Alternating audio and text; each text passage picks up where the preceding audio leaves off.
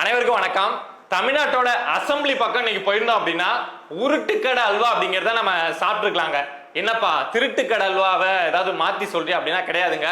இன்னைக்கு தமிழ்நாடு அசம்பிளி முன்னாடி உருட்டுக்கடை அல்வா அப்படிங்கிறது கொடுக்கப்பட்டிருக்கு. ஏதோ அதிமுக அந்த முறை ஏதோ எனர்ஜி டானிக் குடிச்சிட்டாங்க அப்படின்னு நினைக்கிறேன். அசம்பிளி மீட்டிங்கை சரியா நடத்தவே விட மாட்டாங்க போல. திமுகவை டெய்லி மூச்சு திணற விட்டுட்டு இருக்காங்க. முந்தா நாள் வந்தப்போ அசம்பிளிக்கு வந்தப்போ அதிமுக தரப்புல இருந்து கையில பேண்டு கட்டிட்டு வந்தாங்க. திமுக தரப்புல இருந்து நக்கல் அடிச்சாங்க. என்ன ரத்த கொதிப்பு வந்துருச்சா, என்ன ரத்த கொதிப்புங்கிற மாதிரி ரத்த கொதிப்பு வந்துருச்சா அப்படின்னு நக்கல்லாம் அடிச்சாங்க. பட் அதிமுக தரப்பு அந்த கரூர் துயர சம்பவத்துக்காக நாங்க கட்டிட்டு வந்திருக்கோம் அப்படின்னு சொன்னாங்க. பட் அது சம்பந்தமான விவாதம் அப்படிங்கிறது அசம்பிளியில அதிமுகவால எடுத்து வைக்க முடியல.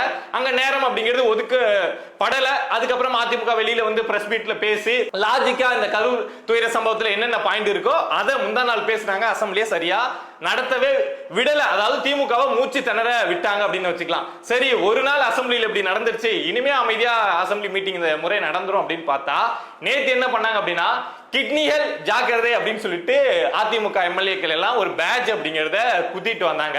சரி, ஏதோ ஒரு நாள் 2 நாளோட இந்த சம்பவம் செய்யறதெல்லாம் விட்டுருவாங்க அப்படின்னு வெயிட் பண்ணிட்டு இருந்தா இன்னைக்கு என்ன சம்பவம் பண்ணிருக்காங்க அப்படின்னா அசம்பிளி முன்னாடியே நின்று உருட்டு கடை அல்வா அப்படின்னு சொல்லிட்டு திமுகவுடைய பொய் வாக்குறுதிகள் இருக்கும்ல, சோ அதெல்லாம் ஒரு பாக்கெட்ல எம்டி பாக்கெட்ல அல்வா பாக்கெட் மாதிரியே இருக்கு. பாக்குறதுக்கு பாக்கெட்